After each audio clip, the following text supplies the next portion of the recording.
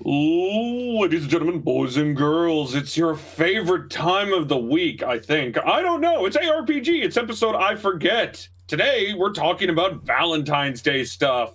About a week late. Hi, I'm Guru. Chewy, how you been? I'm tired. And why are you tired this time? I'm always tired. Yeah, but usually there are different reasons for it. I don't know. I'm just tired. I expected something better, but okay. All right, so you know how it is by now. Let's talk about some fun stuff. I've been playing Persona 5 Strikers, and oh my god, I love every moment of it. Well, it's that fun, huh? Like, gameplay-wise, it's typical Dynasty Warriors shit, but I feel like the writing is just more comedic. Oh, I think it's episode 12, actually. I thought it was 12 or 13.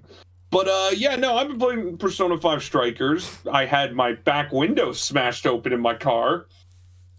Fun. But in terms of other fun stuff, we got the announcement of Demon Slayer Season 2. Oh, and it already has controversy. Oh. Apparently, and I saw this report, parents in Japan are worried about the second season because it's going to be taking place during the Red Light District arc. Okay. And a lot of people are claiming that it's going to glorify the Red Light District. Glorify. Okay. I mean, are people fucking stupid? I don't know. Maybe more. Maybe more focused on your own personal household than the households of everyone else. Cause yeah.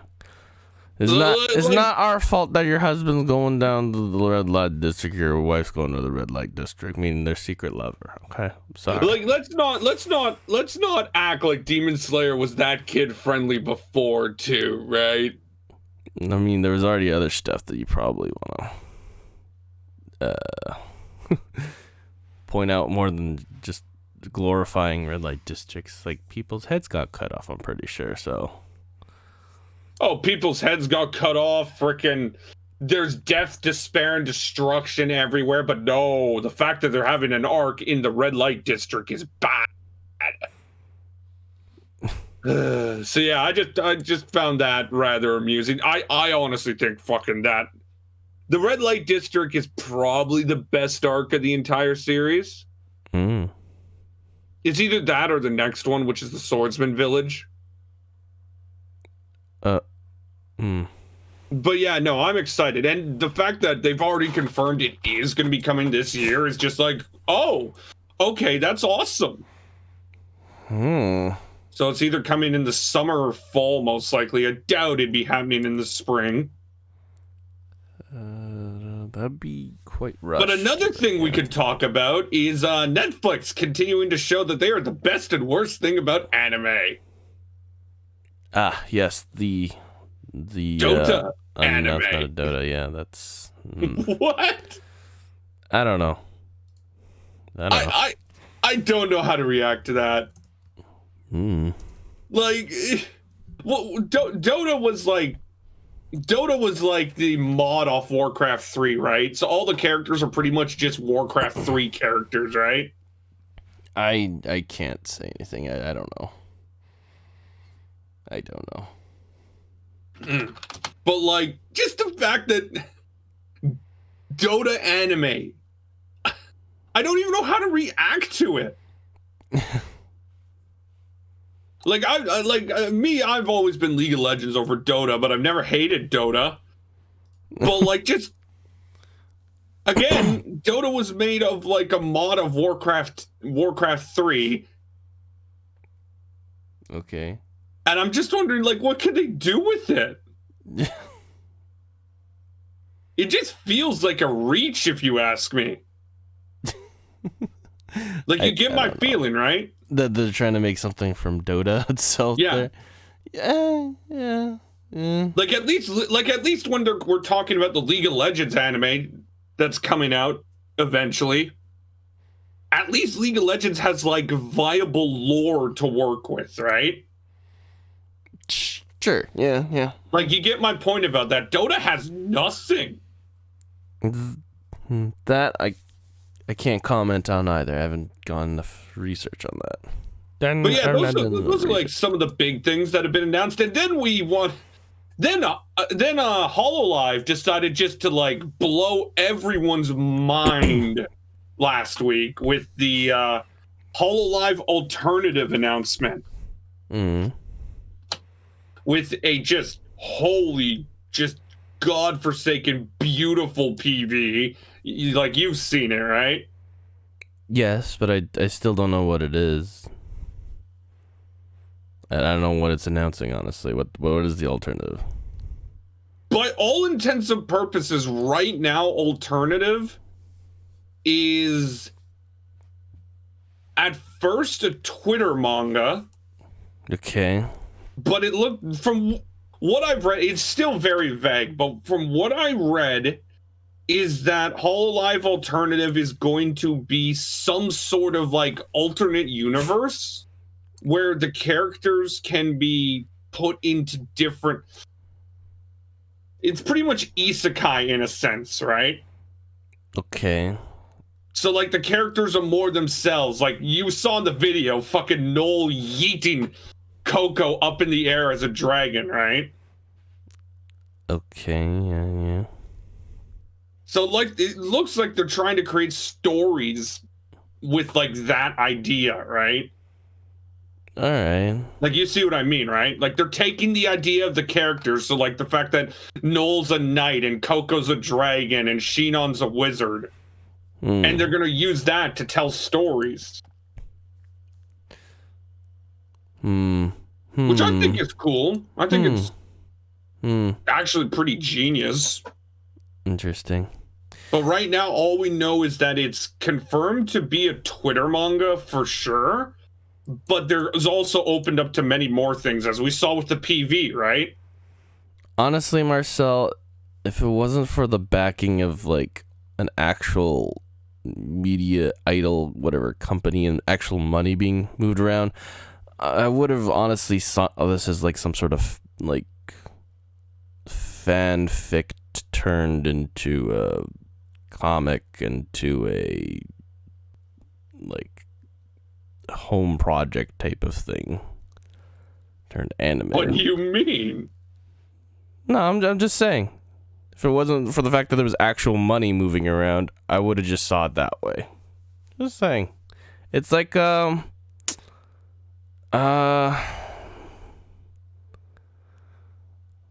it's basically like role players on like thread forums who actually then somehow end up making their own comics about these fictional characters, their own OCs, and then make somehow ending up getting into like editing and animating and stuff like that, and they make their own little trailer and stuff like that. That's what I'm seeing, really, at the moment. Oh, that's just the impression I'm getting. Well, I mean, they've already announced the Twitter manga's coming. They're hinting at many more things. Yeah. They're just it's clear that they use this PV to introduce it. Yeah. Honestly, you may think it's like a really cool new idea, but I don't know. I think this has been done a lot before. Really, with just on a smaller scale. Though? Like what has done this? No, I'm just saying on like a small scale with no money being moved around, like people making their own little, comics and like anime trailer-ish kind of things going on. Except they don't have the time or the funds to do a full entire like animated section or anything like that. But no, yeah. But that doesn't, like, fuck them, honestly. What do you mean, fuck them? They just Well, the thing is, like, I get it. Fan-made projects are all around the world, right? We've seen, like, that's what you're referencing in a sense. Yeah, it's just, again. So just because it could be fan-made, it means it's not important? No, I'm just saying that this isn't super. This isn't like an entirely new idea or anything like that. But who cares? New idea or not, right? No, you just said it was like something you never seen before, and I was like, okay, well, I've seen. I've things never like seen this. a major company actually be smart enough to do something like this. No. I don't know if honestly anyone else really would have the chance, anyways, because this is still new territory. This is still kind of new territory with the. Actually, you can see something like this. You can see something like this in crossover video games.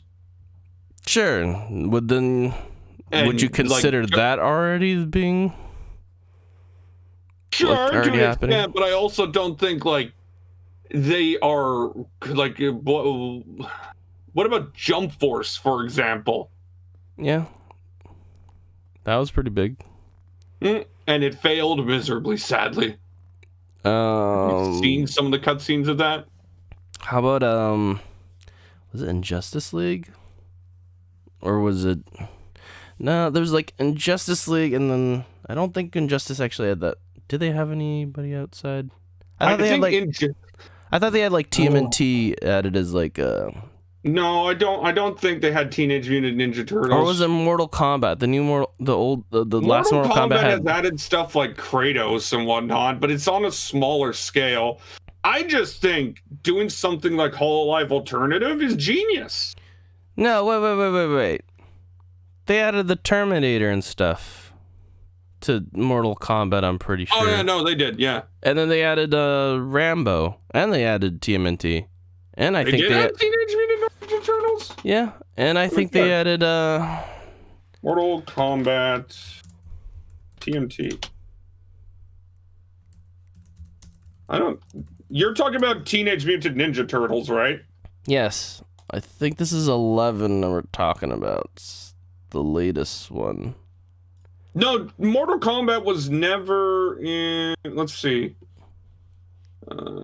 No, it wasn't Mortal Kombat. Apparently it was Injustice. Oh, there you go. Injustice League. I'm surprised I never heard of this, because that would have been huge. Wait, Mortal Kombat also did... Yeah, it did Rambo and RoboCop. And the Joker. And Spawn. Yeah, I know about Spawn. The Joker, though. What the hell? Why Joker? I could see the Joker. I'm surprised I didn't hear anything about Injustice doing Teenage Mutant Ninja Turtles. That also just shows how much that fucking Injustice fell down a bit. I think, like, I never played Injustice 2. I played Injustice 1 quite a bit. Oh, Injustice 1 had Sub-Zero and Hellboy, actually. Yeah, Injustice 1, I believe, had Scorpion as well. I think that's Injustice 2. I know Injustice 1 had Scorpion. But no, I do see your point. I guess I'm just more reacting to the fact that I think them doing that, Hololive Alternative, is genius, as it's another great way to market themselves. Okay, yeah. I mean, Isekai Quartet. And also think about this. Say they get those people who've been... Like, you've seen how people start in the business of, like, anime, manga, and video games. What if this allows the people writing the fan stuff to actually get, noticed more, right? Paid? Yeah. Jobs? Yeah. Make it their life's work? Yeah. So, like, there's some people... Yeah. Definitely I'm really interested to see where this goes. Right now, it's just a Twitter manga. Not worth it. Deserve it. Yeah. But, like, there's a lot of places where it could go. Because it's clear they've shown the animated PV. It's clear to me that they have an interest in making an anime. Because, again, that was a great PV. There's no denying it. Like, it was expertly animated. I hear it was using... the stuff that was used in Fate Go's trailers. Oh. And it'd be cool. Also, I find it funny, this PV has more budget than the entirety of X-Arm. A lot of stuff. X-Arm is just spectacular, isn't it? Even X-Arm official doesn't like X-Arm anime. I know. But no, like, so I think Hololive, whatever they're doing with alternative outside of the Twitter manga is going to be interesting. Because they've already shown, like, I just want to see more, right? Yeah. Right. So I'm really interested in where they go. But that also brought me up one more thing while we were mentioning it. Why didn't we mention Smash Bros? No, that's another one, yeah. Like, that's a big one. Smash Bros has to be the biggest collaborative crossover, right? Well, I feel like there's like other stuff too. There's like Marvel versus Tekken or whatever. Yes, but you have to ask yourself this. While there's other stuff, who's done it better than Smash Bros. Ultimate, right? I mean, Smash Bros. Ultimate Sakurai is kind of just in terms of like else. Sheer roster size. Like they got 80 fucking characters. Yeah, and a lot of them are just some really out of the blue. Sephiroth. Like Sakurai just overdid himself now. Let's see here. Oh, here's a quick question about Smash Bros. Do you think there will ever be a new Smash Bros. Game? I don't know. Like, that's a legitimate question. Like, we're getting to the last bit of this latest DLC patch. There's only 2 characters left. And if there is a Smash Bros., how could it ever top Ultimate, right? Yeah, so... Like, Ultimate's kind of put Smash Bros. In a point where it's legit impossible to release new games because nothing's ever going to equal it. Yeah. You might as well just build on that, honestly. Yeah. If there's ever a new Nintendo console, it's probably just going to be like a remake, like a remaster of Ultimate, just update its graphics a bit. Upgrades graphics, maybe add in a few new characters and maps, and there you go. As the for the base game too, and then take all the DLC that they had that released for the first one, and then add it as base characters again, and then everyone will be like, "I paid for this DLC. Why is everyone getting it for free?" Well, speaking of Nintendo, let's talk about the Direct. Oh, yeah, that's right. I thought it was all right. A lot of people are giving it shit for not, like, announcing stuff, but I have 2 complaints with that. Number one is it's clear they aren't ready. So why would Nintendo like you saw with the Breath of the Wild 2 talk, right? Yeah. How, like, they just acknowledged we will have more later. It's not ready now. But the other is everybody's like, oh, why are they talking about these games? Where's the big blockbusters? When we have to realize that Nintendo is very rigorous when it comes to their releases. Like, have you ever noticed that Nintendo tends to just ignore March through about August? Like, when's the last big game outside? I think Splatoon 2 released in the summer when it was out. But when's the last massive game released in that time? I honestly can't remember.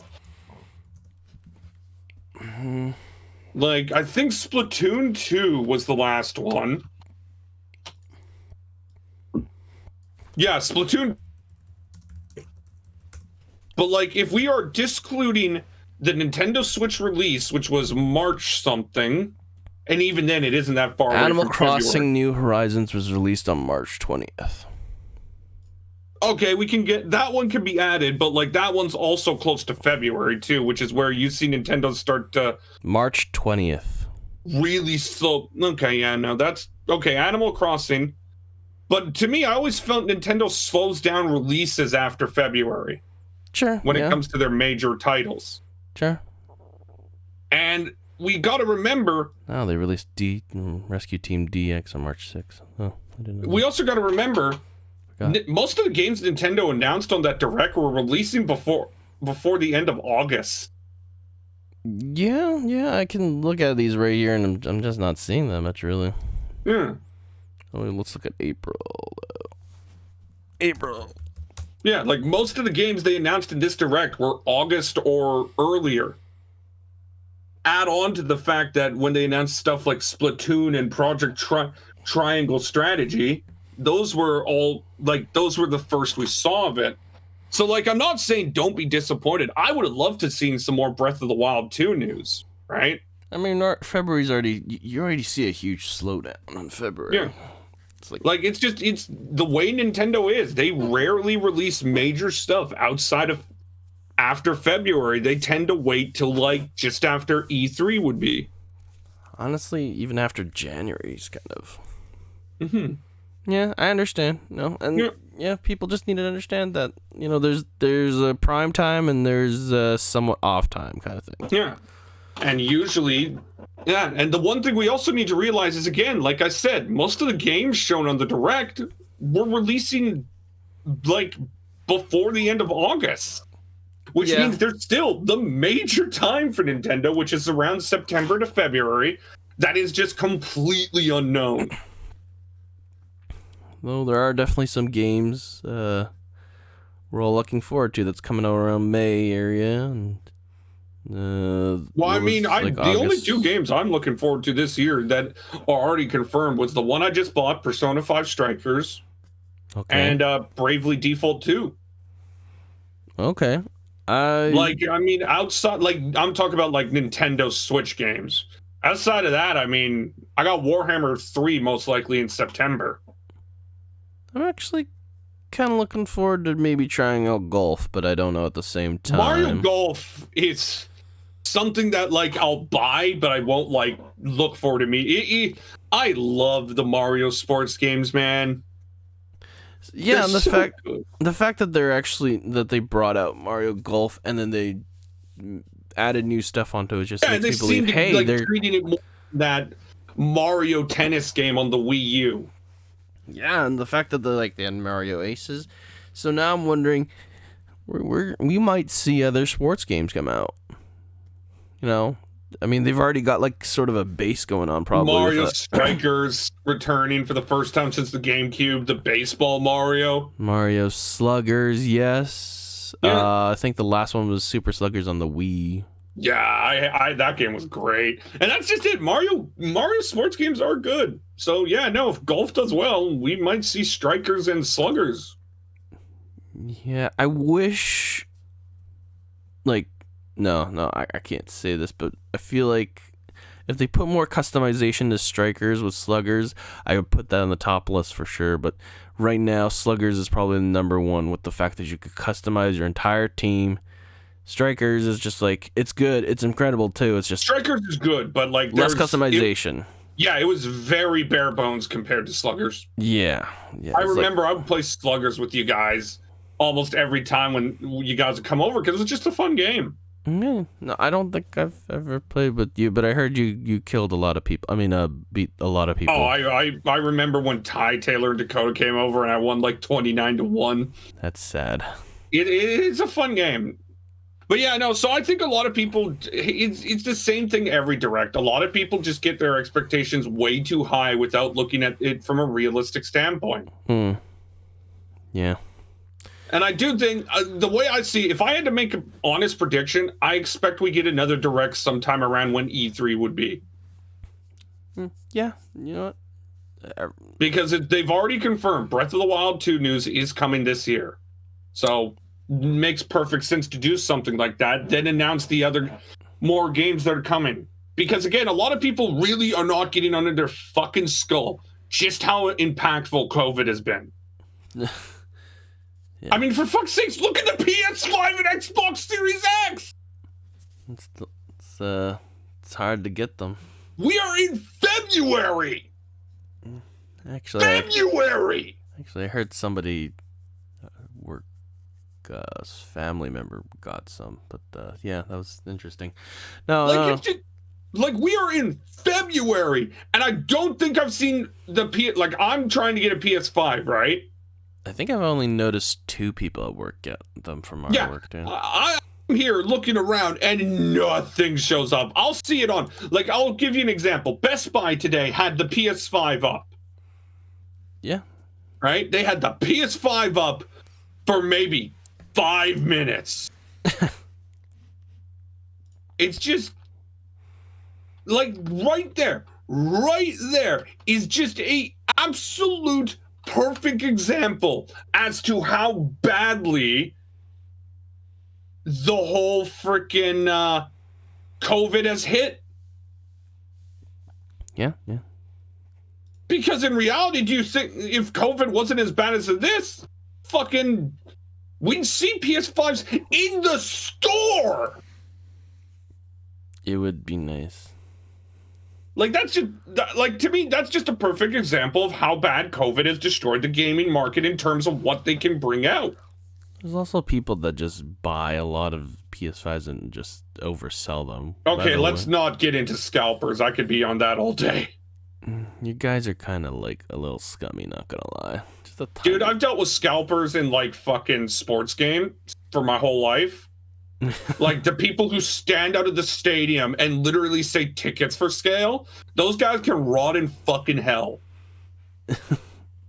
Oh, I never liked them. And this whole, but yeah, no, I think that's just a perfect example of how bad COVID has like screwed up the release window for games this year.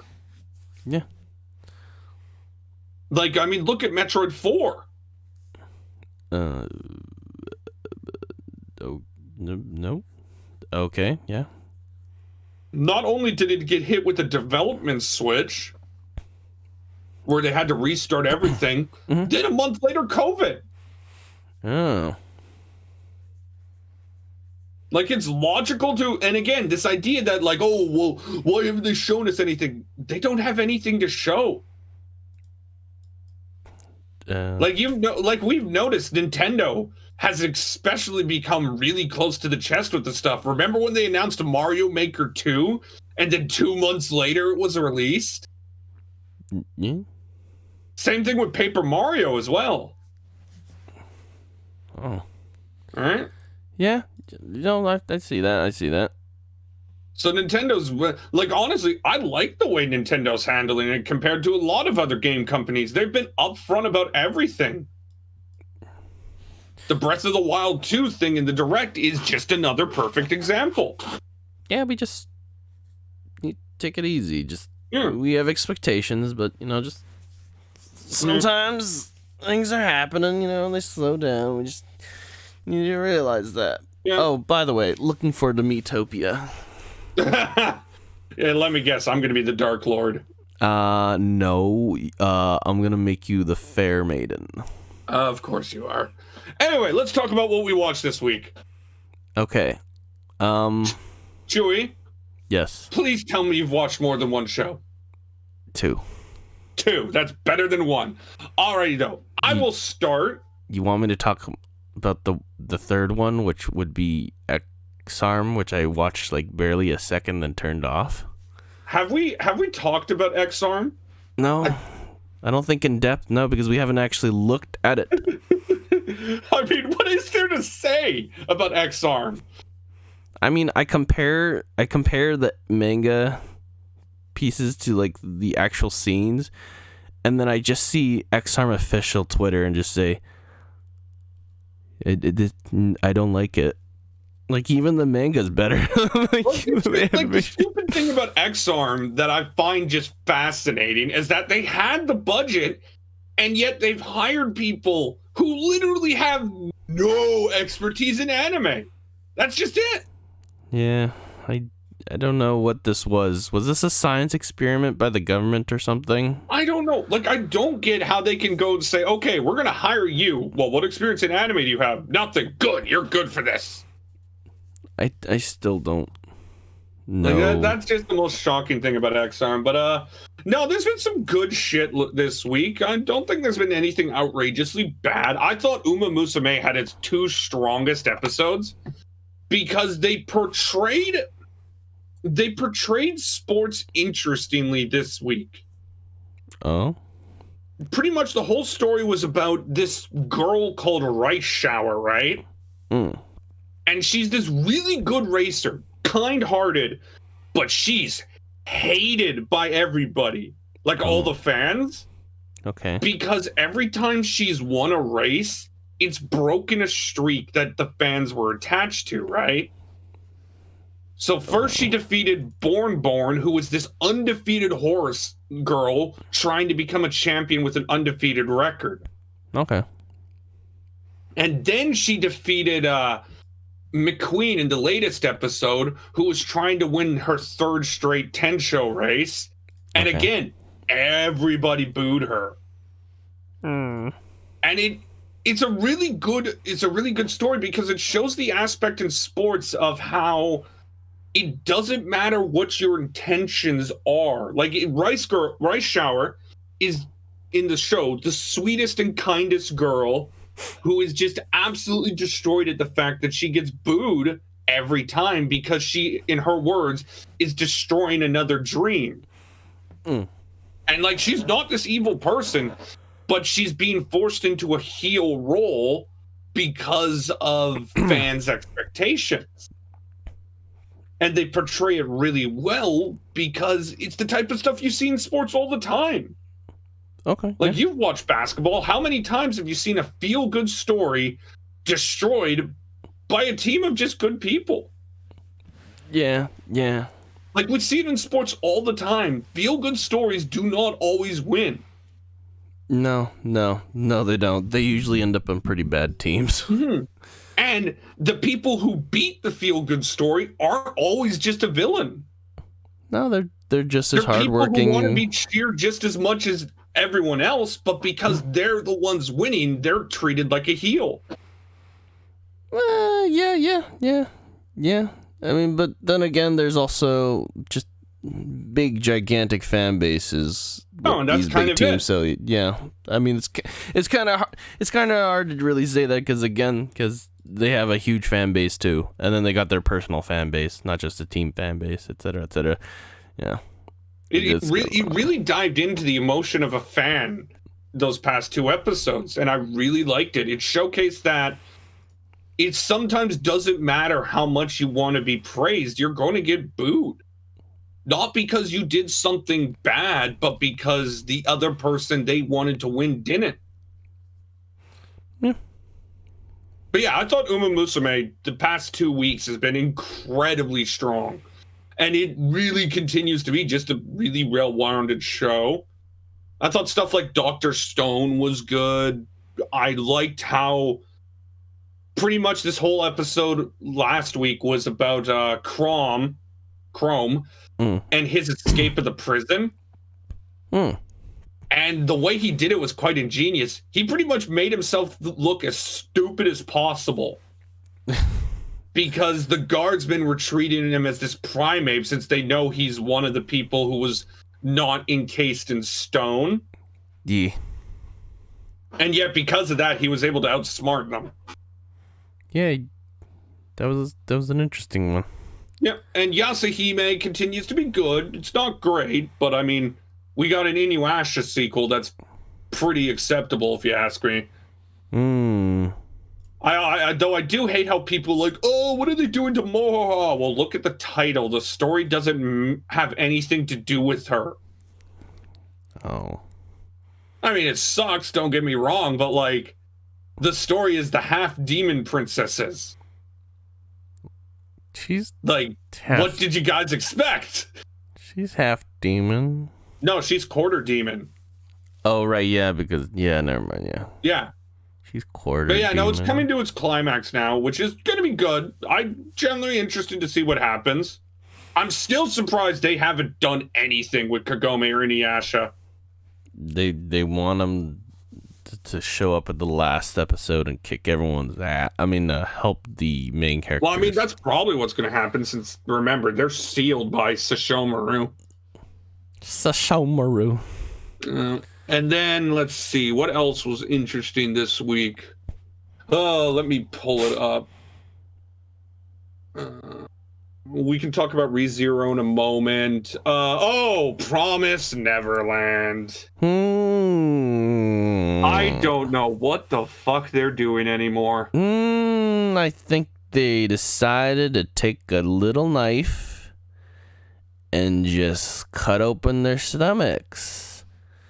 It's a seppuku show. Woo! Like, it feels like now they just skipped like the entire middle part of the manga, which, you know what, is okay, but then you realize, oh wait, by doing that, we have completely fucked up the pace to unimaginable points. Like, that's the biggest issue with the story. The story itself is okay. The story itself is fine, but the pacing of the story, because they skipped the Goldie Pond arc, has just been obliterated. Like, I don't know how it can recover. Add on to the fact now, because they're back on the manga, they are literally on the manga again. When's this original scenario going to come up? Right? I don't know. Like, it's such an unmitigated disaster. It isn't even funny anymore. Add on, they had a recap episode 2 weeks ago, and it's just, what the fuck are you doing? Like, what is actually... I'd love to be a fly on the wall. I'd love to be a fly on the wall just so I know about this. What the fuck is going on? Because it's so fascinating to me. This was supposed to... Like, Promised Neverland was supposed to air last fall, but got pushed back to winter due to Corona.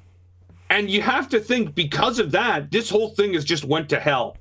Because this is the first time that Cloverworks has 3 anime, like 3 high-tier anime airing at the same time, right? Yeah. And when you look at Cloverworks' other products this year, right?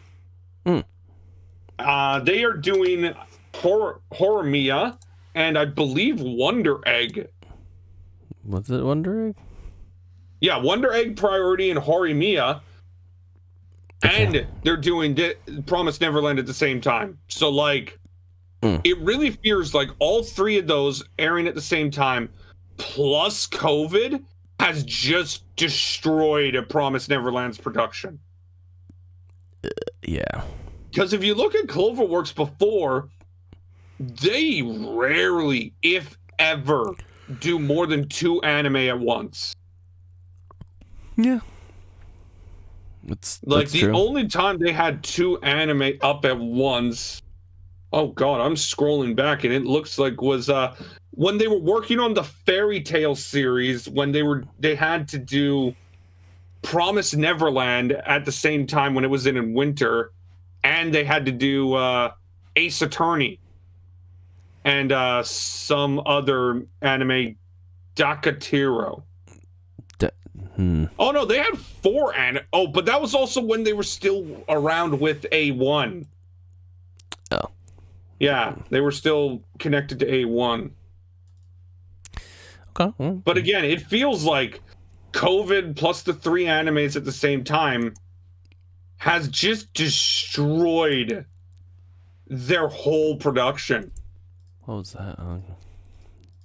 Yeah. COVID, another big factor. Yeah. Another big factor. Have you been watching Cells at Work at least? Not the new one, no. Have you been paying attention to it? Because, man, it's fucked. The black one or the regular one? Both, because I like both quite a bit.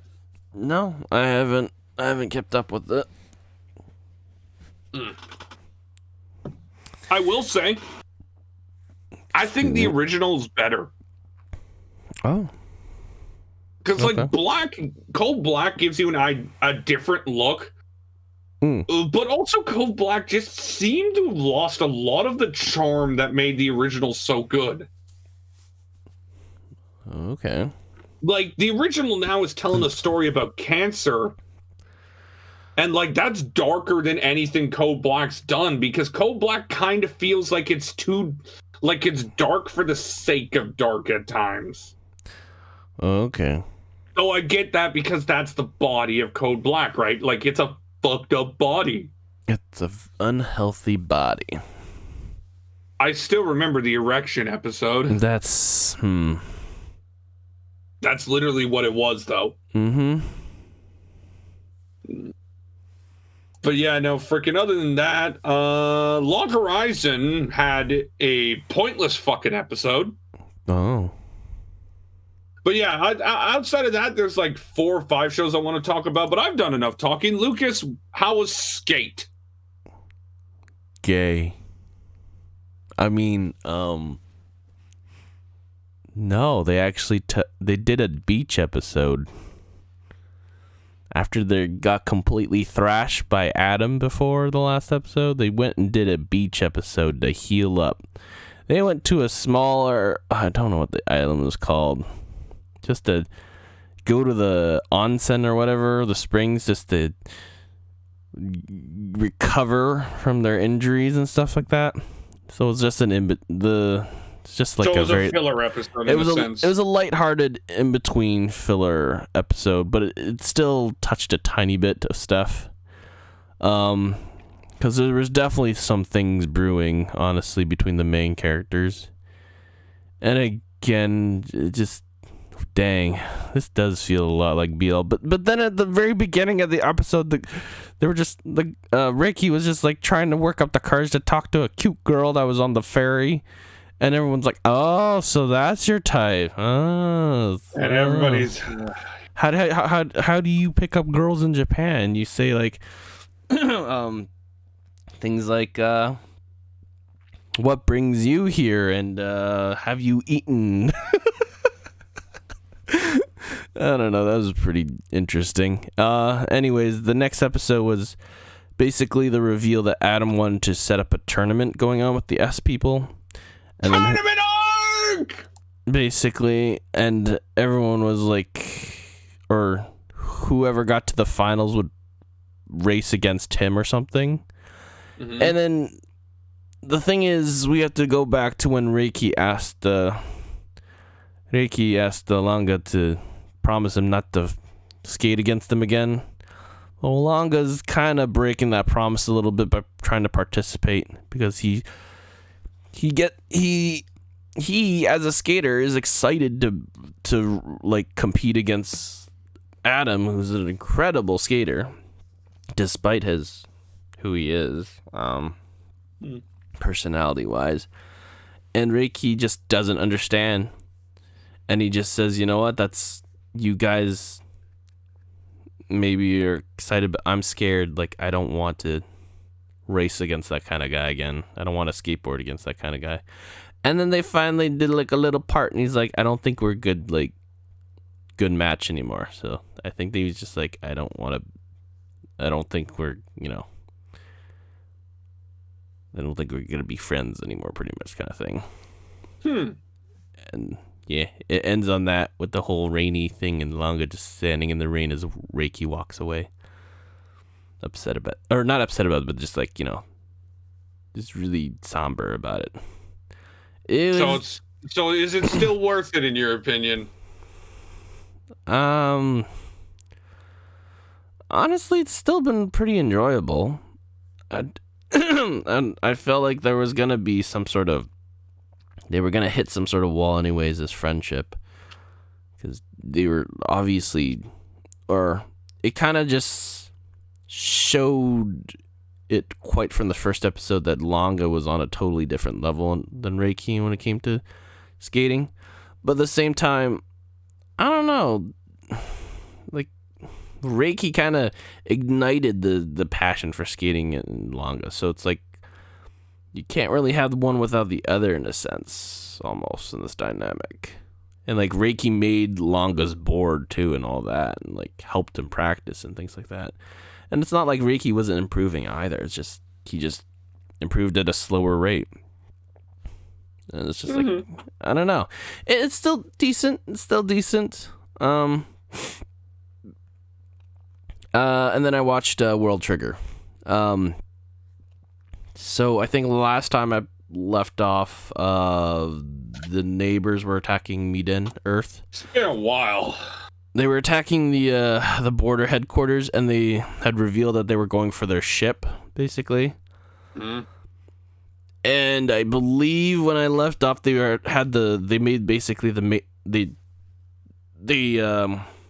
set up all the main battles. So they had the fight outside, which was basically all the Treon soldiers, and then like one guy in the ship controlling the Treon soldiers, and then the two neighbors out in the field with the Treon soldiers directing them and helping them out. by being their aces, and then dealing with the neighbor forces on the outside, trying to protect the main base from them all. And then they also then had the 3 more powerful neighbors infiltrate the inside, and they had like the what was it? The girl squad. What was it? Kuma and Nasu versus the lady neighbor.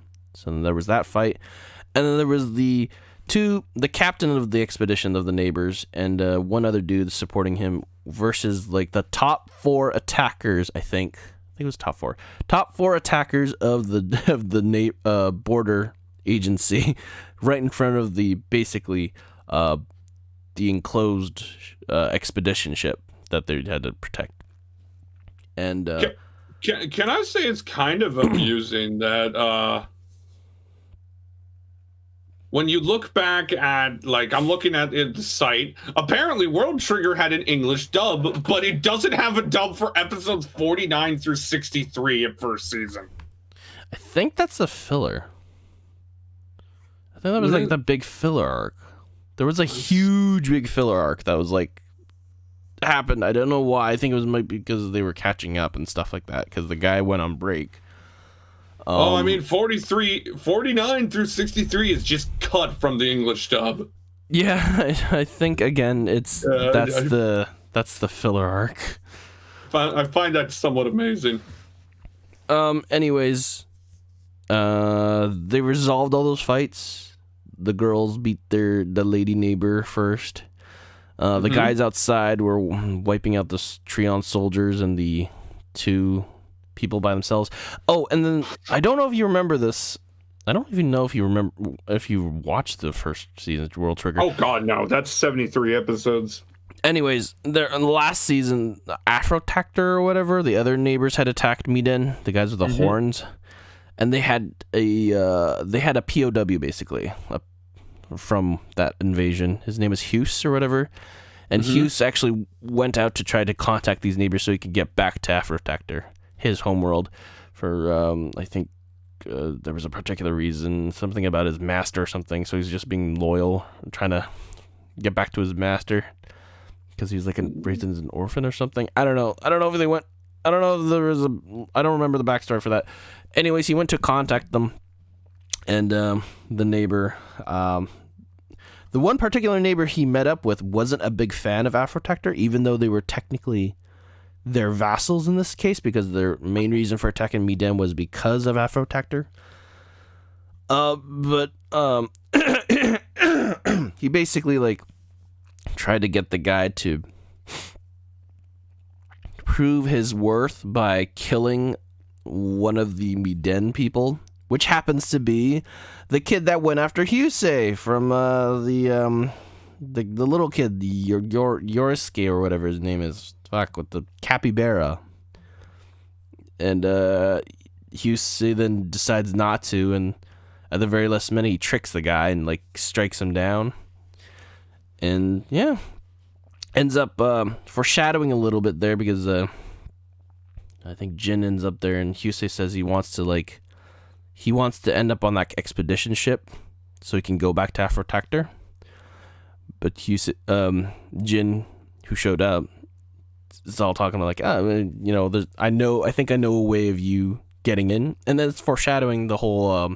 I believe he's gonna join the main characters, the Tamakama 2 whatever group, the guy with the white hair and the glasses dude in the main cover photo. But yeah, they resolve all their fights, showing off really how good Border is actually without their training, and how smart these people are. And we have to keep remembering, these guys are like ranging from middle school all the way up to like young adult. They're like, I think the eldest so far that we've seen is like 21 or 25. I was gonna guess old fart. No, I mean like the agents wise, the younger agents, the people in command are like older, but like the agents, they go down from like middle school and almost below, almost in a sense, up to like, I think the oldest I've seen is the guy who is like 26 or something, 25. Do they go back in my day? No. It's just I just keep forgetting that they're like 20 something years old. The eldest person in this fight was like a 20-year-old, I think, or 21-year-old. And I was like, damn, these guys beat the crap out of these aliens pretty much, and I'm pretty sure they're older than them. Like, this, I don't know what this says about Border and about Earth, but like, I'm pretty sure we're breaking some child labor laws here and child endangerment, but I don't know. Anime laws, anime logic, stuff like that. I didn't get too far, unfortunately, but I'm pretty sure there's still some current episodes where it goes back to the main cast finally. While this fight is happening, they're doing the rank wars and stuff like that. So I think the next couple episodes. World Trigger's only 6 episodes into this season due to the earthquake last week. Yeah, but I haven't even gotten, I think, to episode 6, which is, again, I think they go back to the main cast and they're in the rank wars. They're trying to rank up, right? So I'm looking forward to that one, because I think that's when they show off their... I may review World Trigger one day. I believe they're showing off their new moves this coming rank wars. Oh, also, the ending of that episode a little bit was kind of weird. Like, there was all this hype music for some reason, but then they were like, hey, good job. And it was like, you just, like, patting each other's backs and, like, I don't know what you're doing, stroking each other's egos and stuff. Like, just why is this music so loud and hype for this moment? I'm like, shut up. Why is this so... You're sitting there just like, why is this hype? I don't think I need to be hype. I don't understand that you're not fighting anything. You're just wrapping things up and just saying good job. Just why? You would have like, who really knows? You could just lower the volume slightly and just not do so hype of music. Would have been great.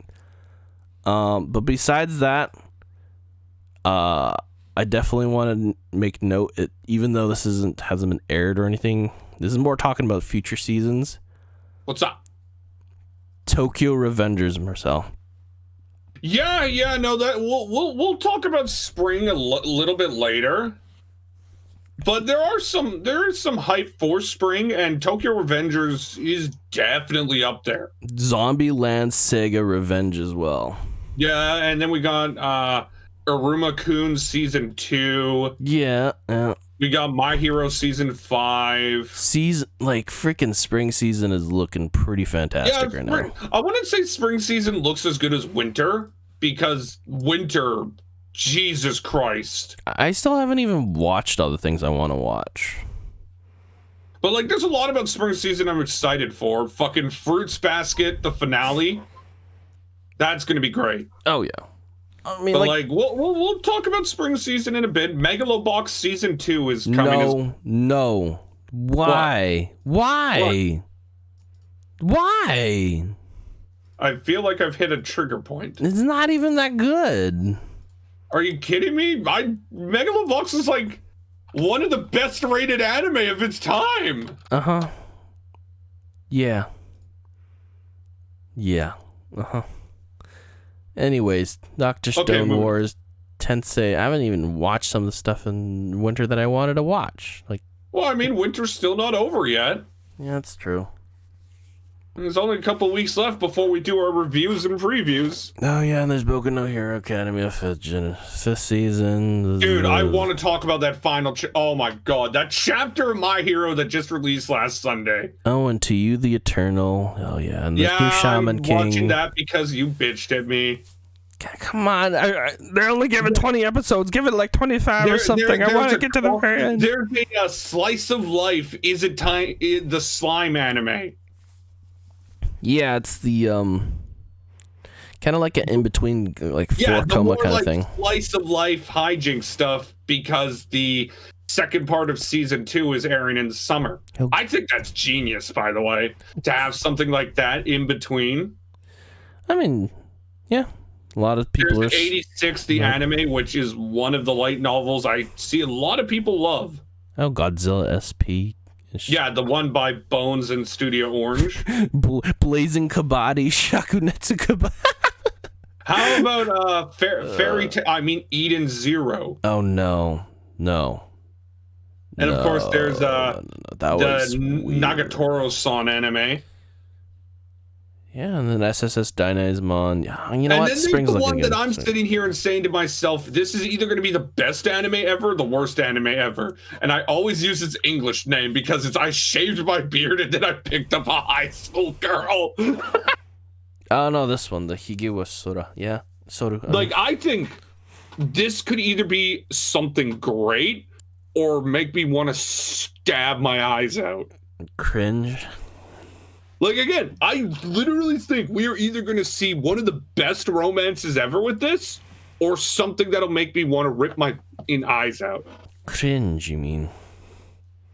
Cringe forever.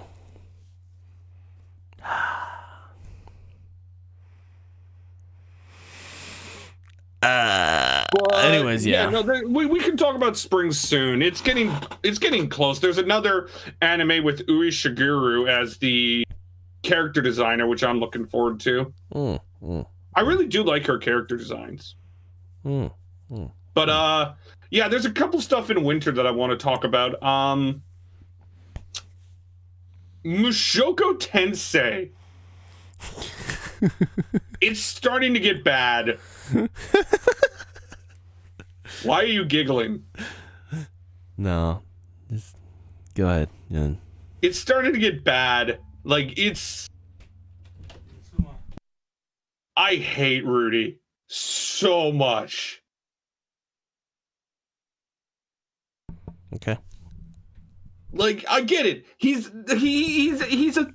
Why is he groping a 9-year-old? Because he's groping a 9-year-old. Why does he have to sniff the panties of a figure he made? Because he's a weird dude. What? All that does is make me not like the guy. Because he's a terrible dude. Are there any, I asked this on my review page, are there any good men in this show? You have to ask that question because you got Rudy, who's a perverted little shit. Yeah, there is actually. Yeah, apparently there's one that comes in later who's a knight trying to restore his honor. A knight? I have no idea about that. I don't know, man, but it's just... Not about a knight, but there is definitely a dude who is decent. And Paul actually has a little bit of a here's the thing what I like about Paul is he has a duality complex. He's got the greatest of good and the baddest of bad, right? I think I mentioned this a couple weeks ago during the week where the whole Paul cheating episode was. Yeah, but there again, it expands a little bit more later on because again, there's something that happens. Blah blah blah. Okay, yeah, blah, I know. blah, There's eventually something that I know what happens to Paul. By the way, he goes. He goes. But bleh? it's the show does nothing to make Rudy likable. What do you mean it goes bleh? Not just yet. What are you talking about? Move on. The show does nothing to make Rudy likable. I don't think he's supposed to be that likable. But no. There's a big difference between somebody who's likable, and somebody who's enjoyable to watch. Oh, yeah. And this episode, I was just cringing the whole time because. And then the episode then does something brilliant with the whole scene about teaching redheaded angry bitch how to dance. Okay. Oh man, I just kind of wish that they really would tone down the fact that Rudy's a 30-year-old man. He's a 30-year-old man child. You're so funny. It makes, with that context, it makes him groping Eris really hard to watch. And I had some fucking Vietnamese guy got angry at me for not liking it. don't know, it was either Vietnamese or Indonesian. They were just like, oh, he doesn't like this, haha. And I'm just like, fuck it, I wish I could understand you before I could slap you. But moving on from Ashoka Tensei, Attack on Titan continues to be superb. Like, if I had to do a tier list right now, it's ReZero, Attack on Titan, then everything else. Oh. Because Attack on Titan, this episode, these 2 episodes, but this episode specifically, focused on the indoctrination that Marley does. Okay. Well, you know, Marley, they're trying to paint the Eldians as devils, right? Yes. So, like, they're raising you to think that the people on the island are nothing but devils. They're literally just plotting your destruction. They are the Jews of the world. Wow. You see the example, though, right? I can't believe we just said that, but okay, yeah. Well, it's because Marley is literally Nazi. Okay, yeah. And that's it, like, literally, the people on the island are the Jews that, like, freaking the Nazis were, right? Yeah. Like, you see my point. And then we see this episode just how bad the indoctrination is, because Gabby, the whole episode, is freaking out at the fact that, oh my god, there's nice Eldians on this island. What? No, you guys are devils. You are plotting to kill us every moment. And then you just see this family sitting there just having a nice time, taking care of a farm. Oh. And, like, I just really think the internal writing of Attack on Titan has never been better. Okay. All right. And yes, the Marlians are pretty much Nazis. This just reminds me of the really bad joke that Family Guy did for, like, I don't know. It was really bad. When they were trying to make a hire a new mayor, one of the people that they were trying to put up was a female, and they were like, "What's your name?" And she's like, "L. Hitler." And they're like, okay, well, that's weird, but let's say hi to L. Hitler, people. Oh no. Chewie, we're going to hell. Anyway, there's another couple shows I want to quickly mention. Beastars. Ah, yes. I haven't mentioned it that much because the build-up's been kind of slow, but my god, that last episode was incredible. Okay. It was a fantastic showing of just really how cruel and fucked up the Beastars world is. Okay. Because they focused it on two major things. The fact that herbivores are constantly treated as they need to be protected from carnivores. So it kind of belittles the herbivores, if you think about it, because they can't do anything themselves. They need to be protected, right? But the other thing, it goes into how carnivores are treated, because they finally revealed who killed the alpaca, right? Yes. And it was this giant... Spoilers! Spoiler. Gigantic bear? Yeah, it was the gigantic bear. Yeah, but the way they introduced it was so fascinating, because they focused on his idea. Pretty much, the bear, the reason why he killed him is because he's been fighting internally about this idea of, like, I can't be myself, right? Because any carnivore over a certain height has to take these pills to, like, degenerate their muscle mass. And they're only but because of that, it gives them massive headaches. But you also feel like, oh, I can't be me. I have to eat these pills, right? Yeah. And he finally found somebody who allowed him to be him and tame the alpaca. And then he stopped taking the pills.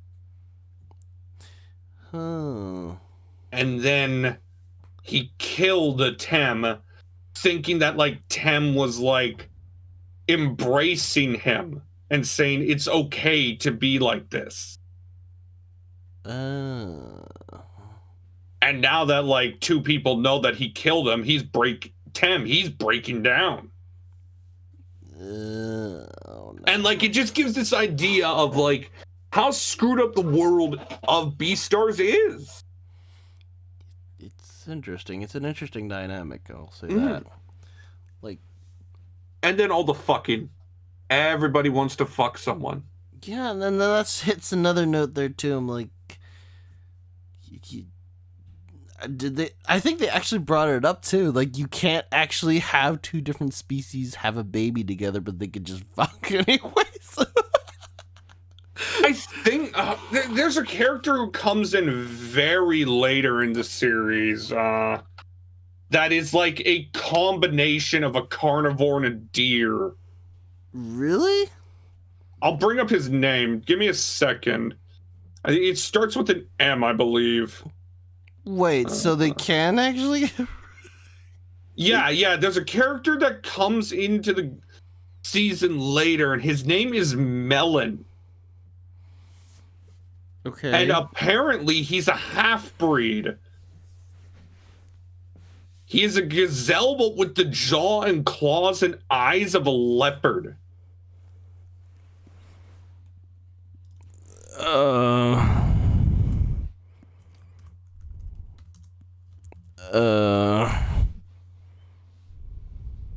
You gonna say anything? I don't know. But, like, Beastars is just... The world of Beastars is both horrifying, sad, and happy to an extent. Because you feel like Haru, Legoshi, Lewis, and, like, the panda. The panda is amazing! Never seen any hybrids before, dang. Like, the panda is, like, one of the best characters in the whole show. Oh my gosh, there are hybrid. This is crazy. And it makes you think just how intense this is gonna get, right? There are actual, like... Wow, there are, like, a fair bit of hybrids. And, like, Legoshi is going through... By the way, fucking Gura is singing Bohemian Rhapsody right now, and it's amazing. Okay. Yeah. Sadly, it's unarchived and members only. But the panda... what's his name? Goen, right? You know, the guy who's, like, living in the dark zone, trying to let carnivores lose their instinct to eat meat, right? He is the best character. He's just the type of gives no shits man, if you know what I mean, right? No, there's a lot about this show that... Oh, man, I really cannot wait till after this arc, because that's when, like, Lewis is going to make more of his moves. Since right now, Lewis is trying to take over the Horns Conglomerate, which is this, like, big organization that is currently run by his adoptive father. Okay. And then you see Legoshi trying to... Oh my god, spoilers. I didn't know that. Oh, shit. Okay. What, did you read something? Yeah, there is another hybrid. Yeah, like there's the fact, like just the fact that there are hybrids is going to make the show even more intense, don't you think? Yeah, and you'll never expect I don't know if you'll expect it to be who you think it is. Send it a message. I don't care about spoilers. Okay, fine. But yeah, no, Beastars is getting intense. Oh yeah, it is definitely. It's I feel like it's always been kind of that way too. I feel it's been more intense this season. Are you sure? Because like even the debut was crazy. Like the raw. Yeah. No, I will agree. No, but actually, there's a third show I want to talk about other than the next two. But I want to talk about Slime. Okay. I want to talk about Slime. I think you remember how I was talking about how Hinata was never introduced, even though she's like probably just one of the top 5 most important characters in the series. Yeah.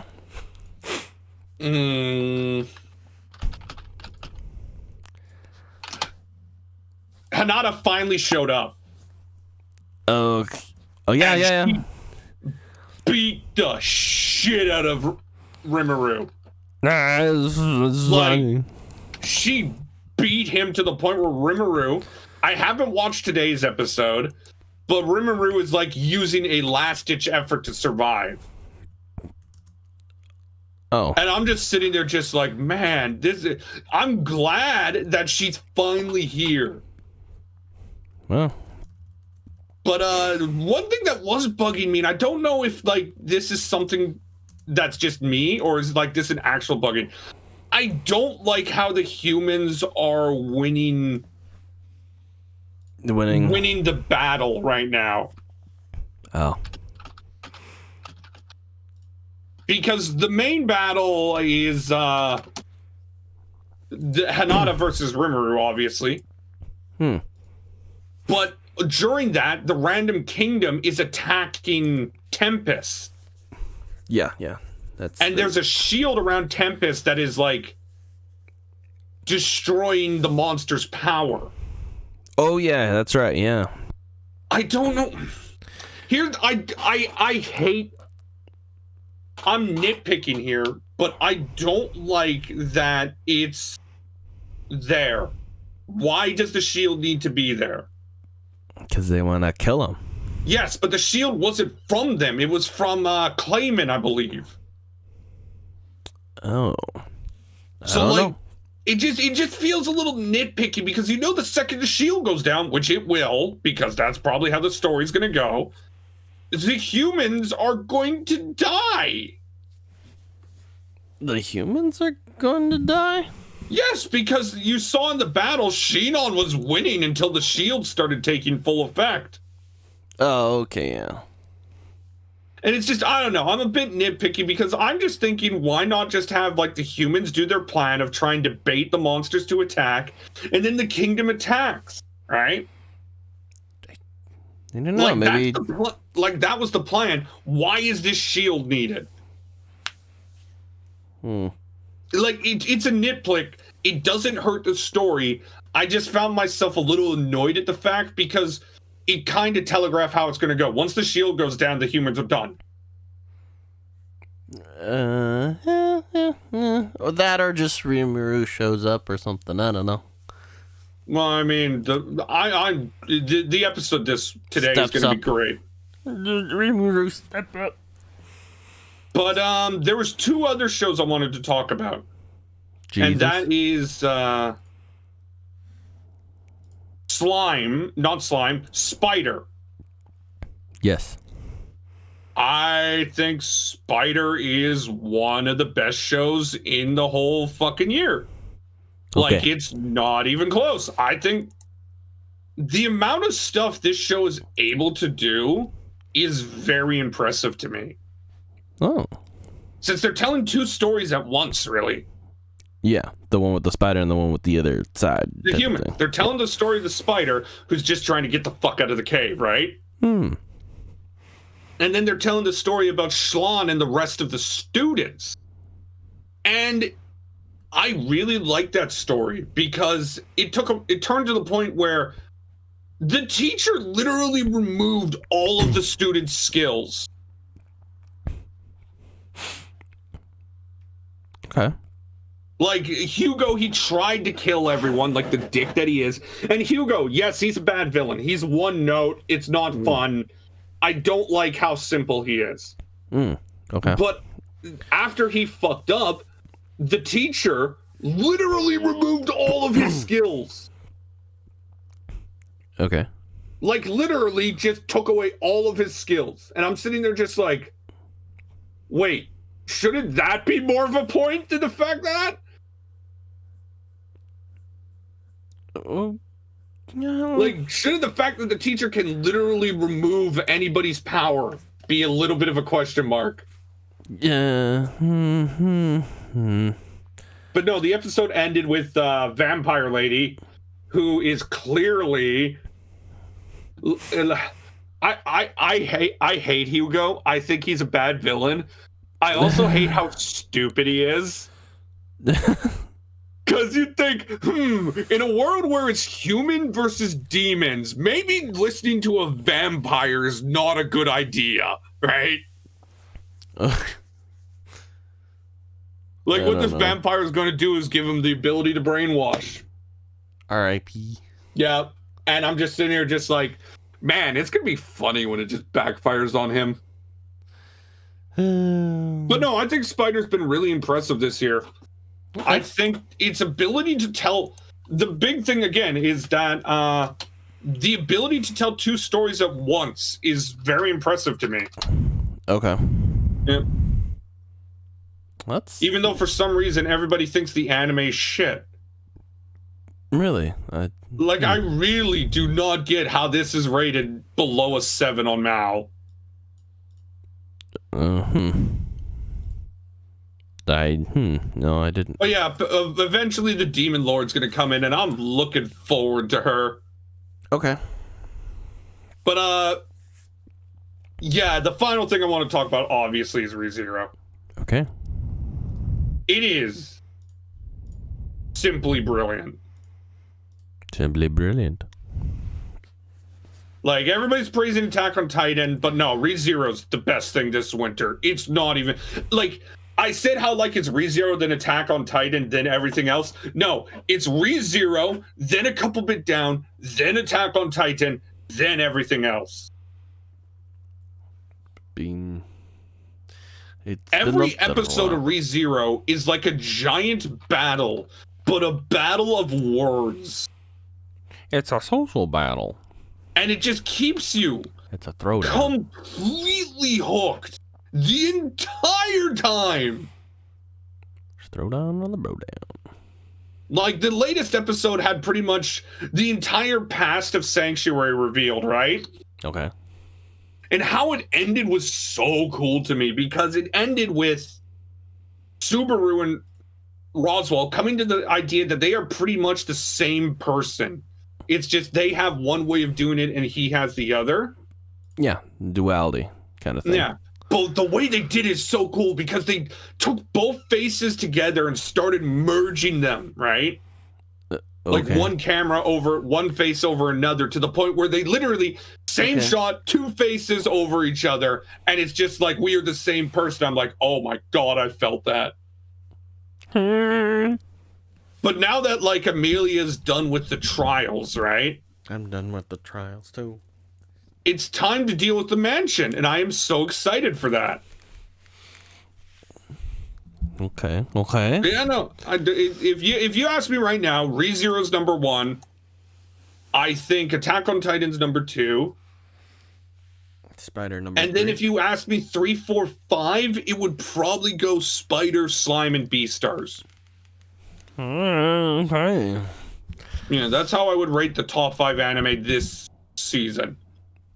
I forgot about one more show. I do apologize for that. We might have to cut back on the second subject, but go for it.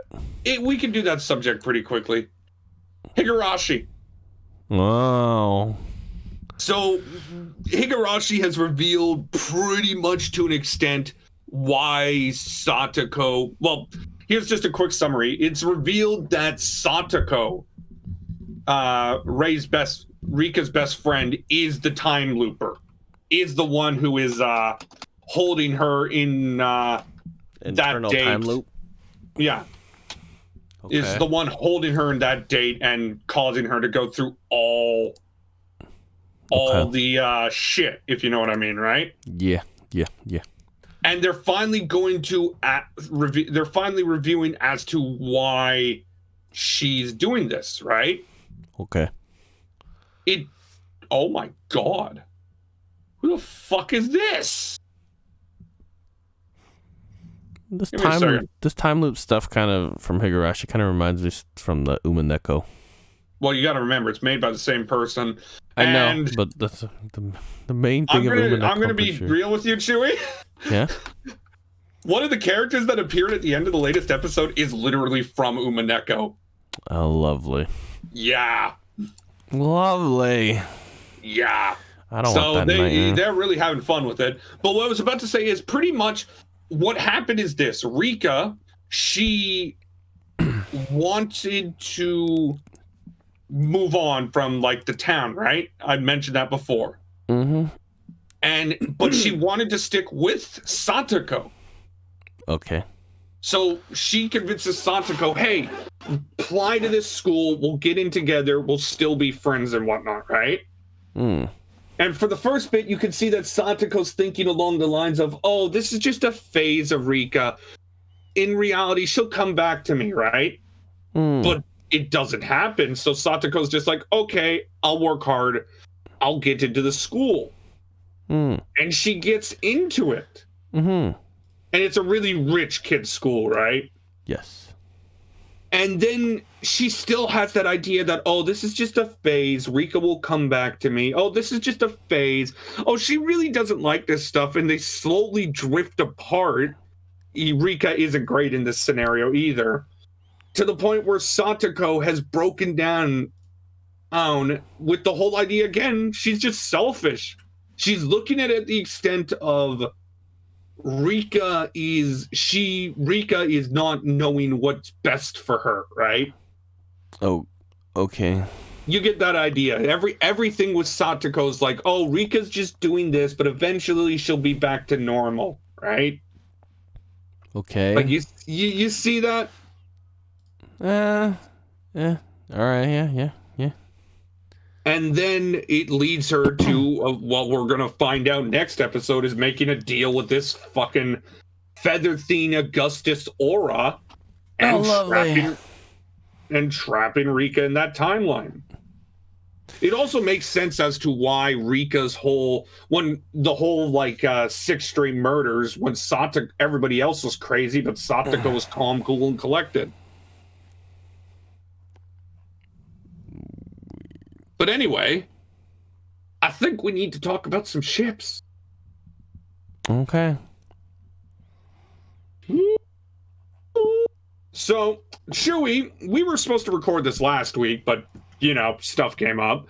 So this is our Valentine's Day extravaganza. Two lonely men talking about ships. Singles Day. Happy Singles Day. I know, but really what we want to do is we want to do a quick look at, ships in anime and kind of compare the ships that the fans have to see if they are the same thing the author came up with, if you know what I mean, right?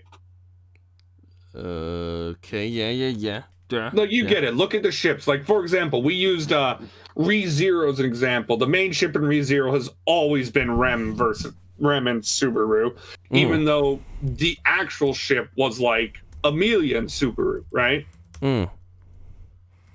And we'll also talk about our favorite ships, the ones that sail away into the sunset. All right.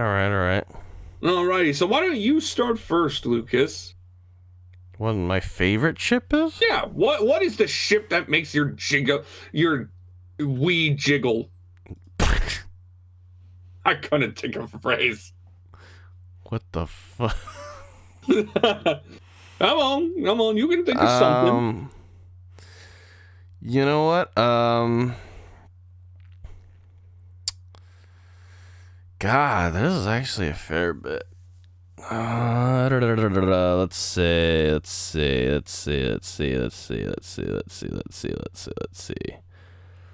God, there's so many ships. You know what ship I like the most? Takamori. Moving on. What's Takamori? Kiara and Mori. Oh. I just wanted to reference Takamori, okay? But moving on. Nozaki and Chio. From Nozaki-kun. That's a pretty good one. And that's also the one that is also the most, obvious. But it's not going to happen for a long time. God, is that manga still going on? I don't know. Let's see, a month ago. But yeah, no, Nozaki and Shion's probably like the most simplistic one. Yeah, that's a very straightforward one because there's not really much else going on after that. Really, they're just always in. Always. Oh yeah, the manga's still going on, by the way. You know what? This might not be a. This is probably the one that they wanted as well, but it's probably not the most popular out of the series.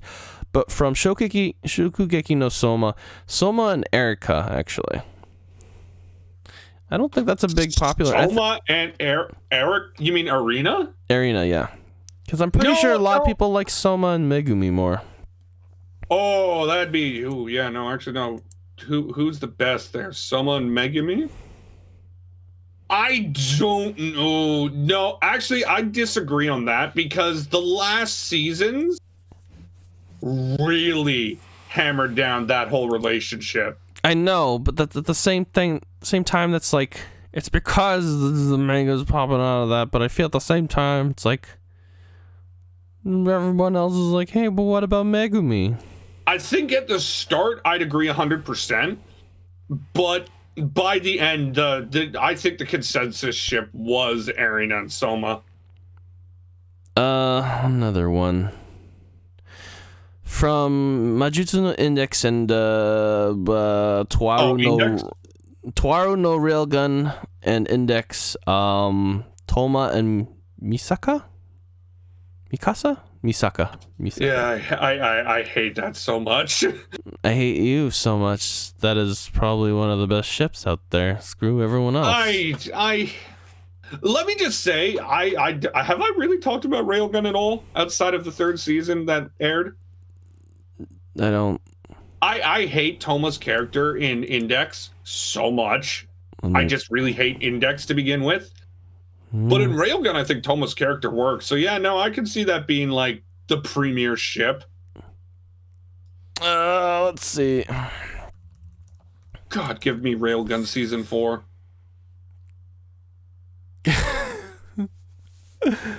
Okay. Jesus. Oh, I feel a good one coming, Chewie. Come on, give me one that can make me laugh my ass off. Okay. I'm sorry, but I really... The Naruto one was just dumb. I think Naruto and Hinata was interesting out of the nowhere kind of... Not really out of nowhere because Hinata had always liked Naruto, but I felt like Naruto... I've never watched enough Naruto to really know, but I feel like once they got married, people kind of just went to that, don't you think? Yeah, almost. They kind of just gave up a little bit there and was like, I get it. I get that was there because there was always a potential. But at the same time, if we were going to go to the next stage, are you sure that Naruto and Hinata would really not get together at the end of there? Or not Hinata, Sakura? Because, like, and Sakura would then just go back to Sasuke in the end, really? After all these years? I've never seen it. After all these years, I don't fucking know anymore. No, I feel like Naruto and Sakura is honestly a better ship than Hinata and Naruto in the end.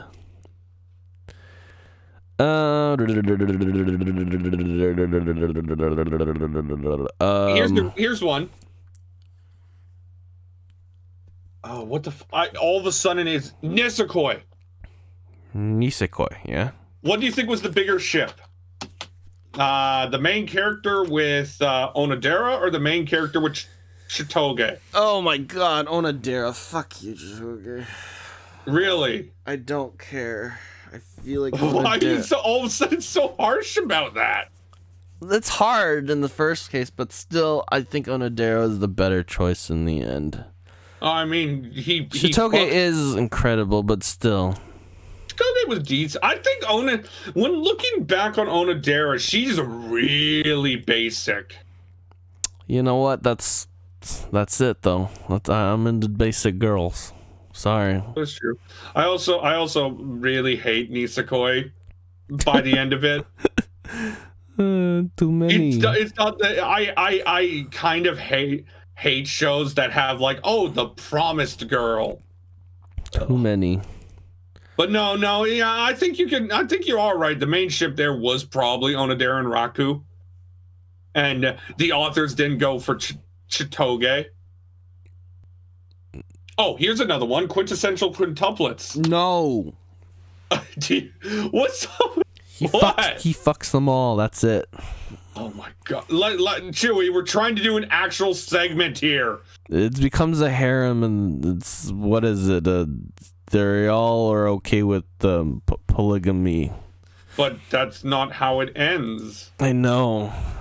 And I don't want to talk about it. I'm trying to do an actual segment here, Chewie. I don't want to talk about it. Yamada-kun and the Seven Witches.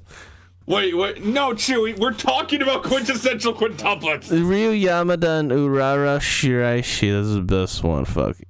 We're talking about quintessential quintuplets first. It's beautiful. It's beautiful. Chewie, I have to ask, have you read the end of this manga? No, I don't want to. Why? Because I know what it is. You told me already. Yeah, and it's bullshit. Yeah, and I don't want to talk about it. I loved the first season, but because I read the ending, I have refused to watch this show. You know what? He gets none of them. They all cuck him with some older fellas. I don't know. No, I just think the fact that it went to blank is so fucking bullshit when you look at the writing. No, man. It's just like, oh, here's a swerve for the taste of the swerve, right? Yeah, you know what? The swerve should have been in the end. They just cuck him in the end. Yeah, maybe. But no, seriously, what do you think is the best ship out of that show? Because I generally don't think there's a bad one. I feel like 2 was pretty decent. I forget her name. Something. Nino? Yeah, it was either that or Ichigo, honestly. I'm basic again. For me, honestly, the only 2 I don't like are the Ichiga ship and the Yotsuba ship. Really? You don't like Ichiga ship? I think Nino and Ichigo was pretty nice. Ichiga warmed up to me, but like my favorite 3 have always been Itsuki, Miko, and eventually Nino. Like Nino, as the series went on, became a fucking good character. Yeah. And then they're just like, let's murder the entire show by having a swerve for the sake of a swerve. Again. But you wanted to talk about Yamada-kun and the Seven Witches? No, they cuck him. The quintessential quintuplets cuck him hard. Yeah, whatever. Moving on. You wanted to talk about Yamada-kun and the Seven Witches? I think the best one was Yuri. Of course, the main one they portrayed there was Ryu Yamada and Urara Shiraishi. The one that they basically portrayed and they did in the end. I don't remember any other ship, though, in that, other than that. No, there was that, there was the, oh, God. There was a lot of BL stuff going on there. Also the... Yeah, because the whole body switch bullshit. Yeah, there was that red-haired girl and Yamada was kind of a thing for a little bit until... his buddy showed up, and and you could see that Yamada went towards Shiraishi when, in the end, he asked her out and stuff like that. So they kind of broke that, but still, it was still an okay. There was still a little bit of love rivalry there. I will say this show felt like it was a bit ahead of its time. Really, the way that it was like dealt with everything. Yeah. And the whole, like, throwing a little bit of supernatural on top of it. No, I remember this show, and it was great. Yeah, it was a good one. Yeah. Well, let's think. What's another romance that can get thrown into fiery pits of hell? Yona of the Dawn. You know what? Screw everybody saying that the fucking guy who betrayed Yona should be the one who Wait, loves people her. Actually say that? Yes, because they're like, oh, he did it for her sake. Oh, he did it because he didn't want to do. It's like, what the fuck? She almost died. Wait a minute. Wait. People actually say that, like, Seungi or whatever his name is. Suwon is like the best ship with Yona. Some people say that, and I'm here like, where's my boy Hawk? Where's my boy Hawk, and where's you know what? Just any of the other dragons honestly would have been fine too, but like why Suwon? You know what? Fuck it. I'm rewatching this show again. Why Suwon? I don't get it, man. Any other of the dragons would have been fine too, but like Hawk was number one boy right there. Come on. Hawk number one boy. Yeah, it's been a while since I remembered this show. You know what? Hawk with anyone else too at that point too. You know, throwing some BL there. Really, people really have that as the main one. Yeah, they had Suwon there, and I honestly had me very confused. Though honestly, the Hawk and the Hawk and Yona was probably higher, but still, people still thought Suwon and Yona was a thing, and I was like, come on. That's oh wow, Hawk is voiced by Christopher Sabat. Yeah. Here. How about this one? Assassination Classroom. Oh. What's his name? There's two main ships here. Karma and Nagisa. I knew you were gonna say that. Nagisa doesn't get the surgery in them because Karma just says, "Hey, what's up? Let's just do it. We got both dinglings. Let's go." Okay. Outside of that, I prefer Kaede and Nagisa for the non-lulls.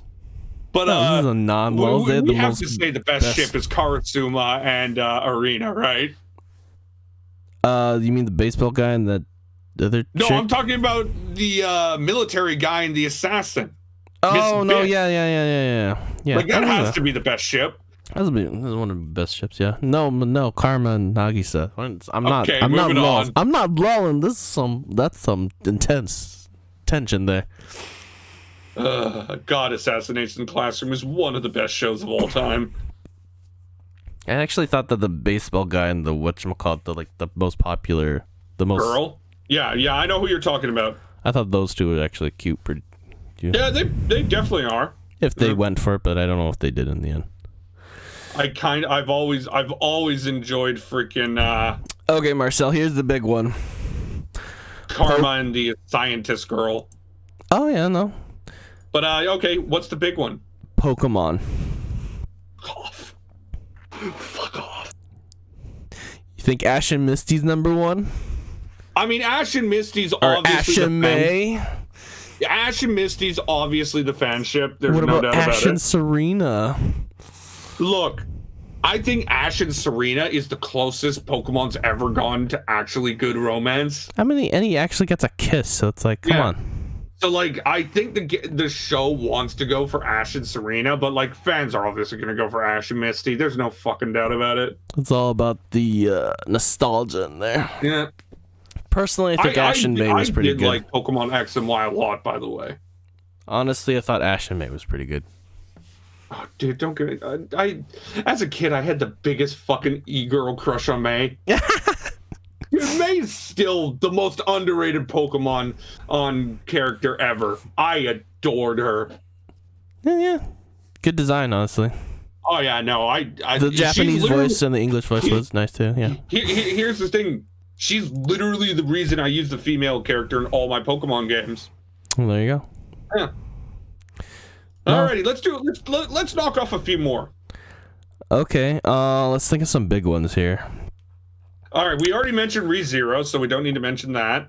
What other big ones is there, like, that multiple girls and multiple boys or something? Sword Art Online. Oh my god, no. That's already, like, it's kind of straightforward, I feel. Yeah, but you know what? The ship that came in last... You haven't watched, like, the entirety of Alicization, have you? In the end, it was Alice and, Well, no, it's not Alice. It's everybody's doing the ship of Kirito and Yu-Gi-Oh! Oh, no, yeah, no, that makes sense. But then I'm looking at, like, this, like, Yu-Gi-Oh! Even though he's a different personality sense, too, he's still kind of too close, almost similar to Kirito. So it's just Kirito making up with the mirror. No, like, he's nothing like Kirito. No, I mean design-wise and everything. It's just basically just...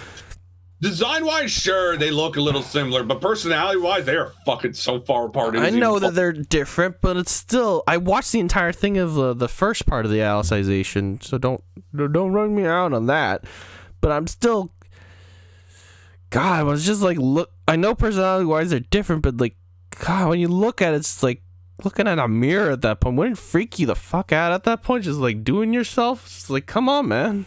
Oh my God. But yeah, no, Sword Art Online, the main ship is obviously probably Asuna and fucking Kirito. Probably. Oh my God, it's like number one. If I remember, he's married to her now in canon. Yeah, should be. I can't remember.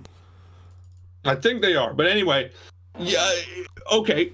Let's talk about the favorite ships from that show, since mine's always been fucking Kirito and Silica. I'm talking about the non-main one.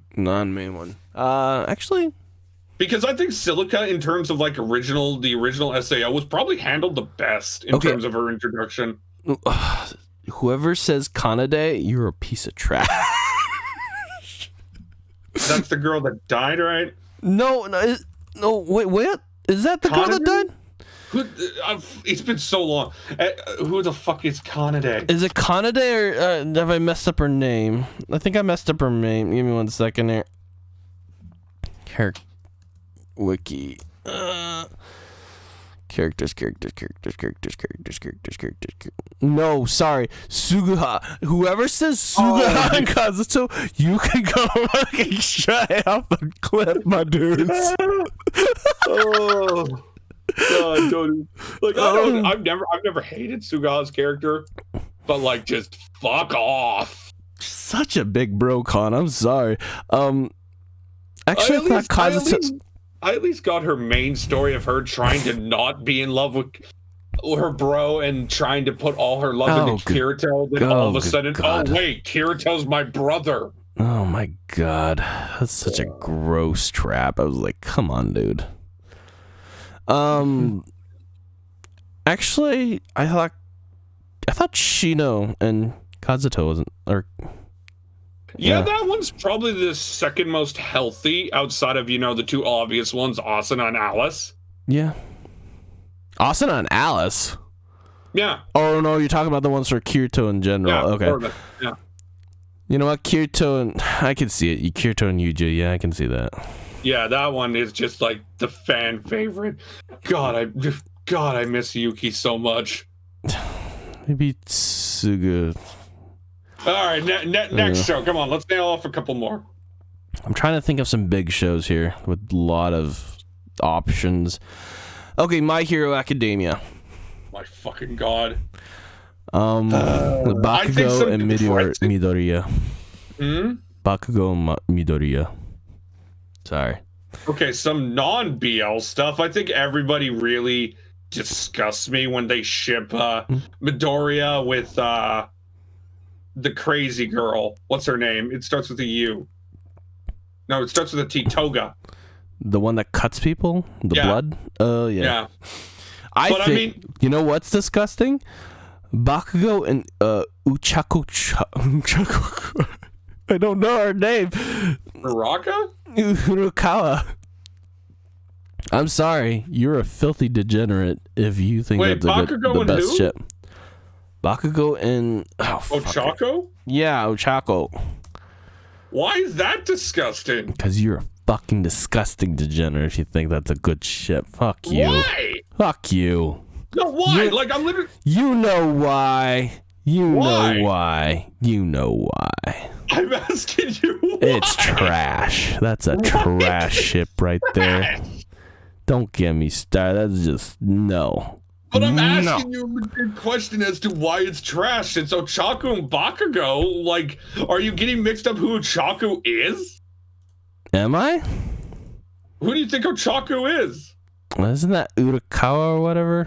Yeah, the gravity girl. Yeah, no, gross. What? Get out of here. Get out of here. Joey, you need to give me an actual Kirishima and Bakugo forever, too. There you go. That's another good one I got. God. Kirishima and, why are all Bakugo ships BL?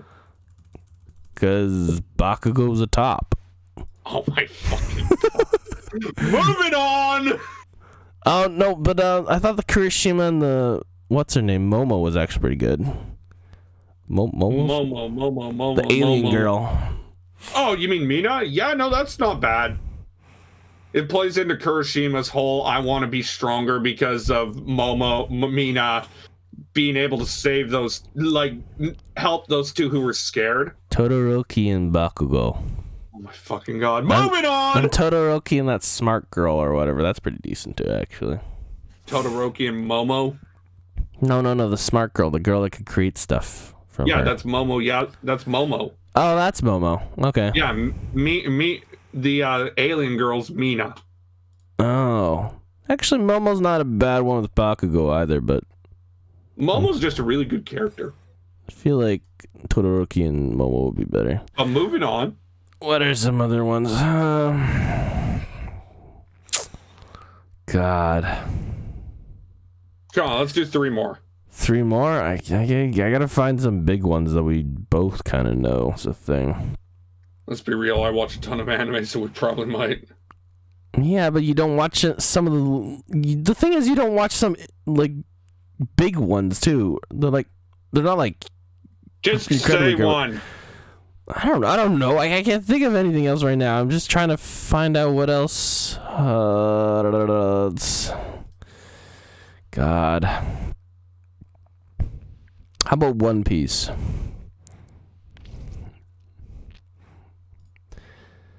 course you say one that I hadn't fucking watched. Okay, then don't do that one. Then God, I can't think of anything else that has a fair variety. Well, there has to be a romance out there. Hey, wait, actually, what about Aruma-kun? Okay, that's more recent, sure. There's enough males and females in there. I mean, Amelia. We've also seen that Aruma. Aruma could be a female himself. Aruma and Amelia. Yeah, I feel like that'd probably be the main one. Either that or Aruma and Clara. Though I think Clara is being attached to Alice more and more. Alice and Aruma are not bad either, actually. That's a moderately decent BL ship. I am so hyped for the second season, by the way. I cannot wait to talk about it more. And Alice and Clara is actually not bad either, yeah. The Frozen girl, Kiori. Oh, that's not a bad one either. I liked her thing a lot. Yeah, you know what? Yeah, Aruma and a Kiara kind of thing, or not Kiara, is like Kiara something. That might be your idol name. It's not bad either. Not bad. What's his name? The video game guy. The guy that's like lazing on sitting on a cloud constantly or whatever. Or not a cloud, sorry. He's like floating. Him and the girl that loves everybody type of thing. That's not a bad ship either, actually. But speaking of one that I cannot believe we did not cover, Baccarina. Baccarina. My Life as a Villainess. Oh. By the way, they call the meme is that Katarina, her name is actually Baccarina. Katarina and the main heroine from the light lady. So you're saying Katarina and Maria? Yeah, it's a good ship. Oh god, that probably is a good ship. Though, I really like Katarina and Sophia just due to story. Maria's a good Maria's a great character. Good shit right there. Dude, I can't wait for season 2 of this show this summer. No, I don't mind the main prince and Katarina as well. That's not well, I mean, bad. let's be real. The main prince and Katarina. The main princess and Katarina at this point. It's not bad. It's not bad. The brother one's kind of weird, but yeah, it's not bad. I mean, it's stepbrothers, so yeah, but that's still weird, but not terrible. If you've ever had a step sibling, it's weird. You've had a step sibling, haven't you? No, I'm just saying that's the entire thing is like that's weird. yeah, actually, I don't know why anime keeps doing that. Is there any more big romance we can think of? God, that's another big question. Is like, what big romances were out there that people were all into? Kaguya-sama? Yeah. Nah, that one is a little too obvious. I actually don't mind. Do you know Doraemon? Doraemon? Yeah, Doraemon, the manga or the anime, whatever. Start off as a manga. It's a really decent one. It's about the robot cat that goes back in time to help out his creator's ancestor. I forget his name now. Oh, you mean that horrifying cat trigger? Well, I mean, I know of it. Nobita, yeah. He was helping out his creator's ancestor to do fine in the past or whatever because he's like doing so badly or whatever. I actually don't mind Nobita and the main girl, actually. The fact that he struggles for it the entire time, because in his future, it's set that he's like he marries like somebody he considers really, really ugly and everything like that. I'm like, oh my god, come on, dude. But the fact that he struggles to always change his fate is pretty interesting. And I thought that shit was alright. Those stories can always be interesting. Jesus Christ, there's so much Doraemon. Man, that's a really... Holy shit. It's a really old manga.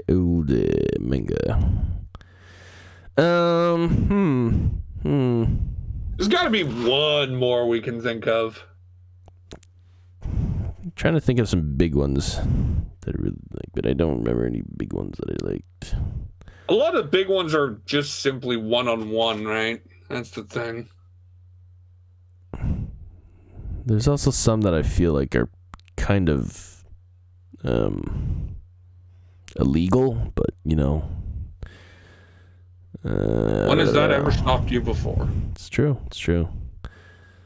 Oh my god, this isn't the best ship that I've ever had in my life, honestly, but people are apparently shipping it pretty hard because due to the fact that it was like, it attracted not only a lot of BL fans. I got a bad feeling about this. You remember Toriko? You remember Toriko? The one about food. Basically, the guy's just, there's these people that live in this world that's like all this crazy food, but there's a lot of danger, and like everything can be eaten or turned into food of some kind.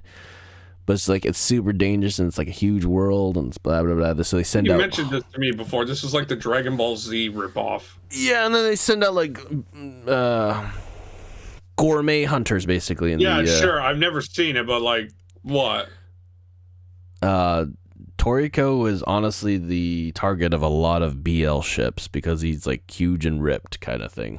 So pretty much JoJo in a sense. Everyone thought of him almost as a himbo, almost in a thing.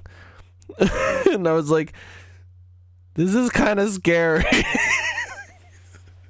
Because it's freaking Bara. In the end, these dudes just doing each other with their muscles. And I'm like, this is scary. I know what's going on now on the internet with the release of this, and I don't like it. But no, I think one of the bigger ones that came out of that was Toriko and what's his name? That little skinny dude. That's a disturbing looking show, Chewy. Just gonna say that. Dude's short dude. Yeah. Oh, I think I know what we can end on. One of the more interesting harems. How to raise a boring girlfriend. How to raise a what?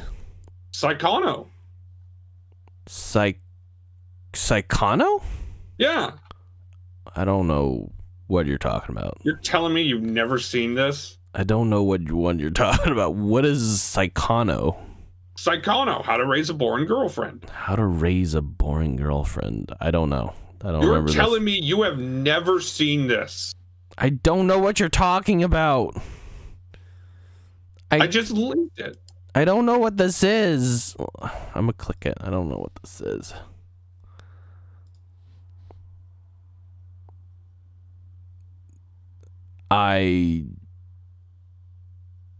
What? You have never actually seen this. No, I don't think I've seen this. That is surprising. I don't think I've seen this. God, I can't think of any decent ships that I really liked or like.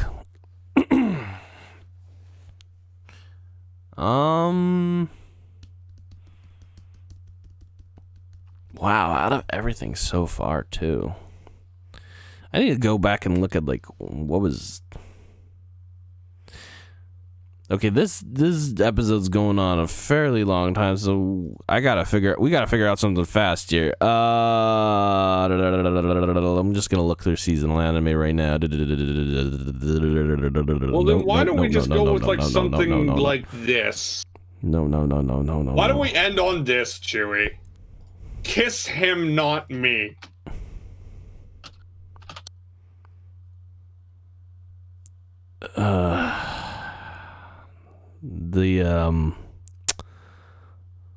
The best ship out of that was the first dude and the second dude together.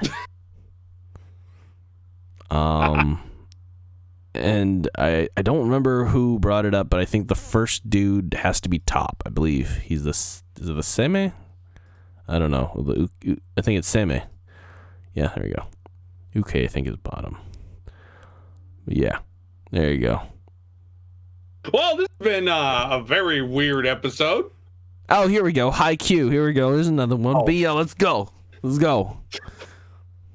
I actually thought Daichi would end up with what's her name? Daichi or maybe not Suga, but maybe no, Asahi. It ended up being the Baldy. Yeah, I know. That was like, huh. And I also thought either Tsuki or Hinata would end up with the Yama, whatever, I forget her name. Yachi. Yeah, that was, yeah. Anyways, Yachi, the second manager. Yeah, that's my ship. It was either Tsuki or Hinata, honestly. Honestly, I'm surprised Hinata didn't end up with the second manager. Yeah, well, too big of a volleyball nut. Yachi is great, though. Yeah, no. Good character. That's our ship episode. Wow, that was pretty lame on us. It wasn't that good, but you also been rushing it since this episode has been going on for 2 hours. Yeah, and I don't have any more room to place it now, so goodbye, everyone. We'll see you guys next time, hopefully with a better topic. Oh, wait, no, next week is Mario ranking. Oh, that's going to be fun. You know what? No, the shipping one wasn't that bad. We just needed more ships, man. We need more ships. We just can't, we're just not big shippers, that's all. Yeah, I've always been a plain shipper. I'm usually more vanilla than anything. I'm a little vanilla and more just basic. Well, that's actually it, vanilla and basic. But yeah, next week, guys, we're ranking Mario games. Yay. Mario games, yeah. It's a Marie. It's a Marie? It's a me. It's a me, a Mario. It's a me, a Chewie. I hope the Princess make a lot of spaghetti. Stuff like that, you know? Yeah. We're going to hell. See you guys next week. I actually would do Bowsette. Yeah, I didn't mean to leave, actually. Oops.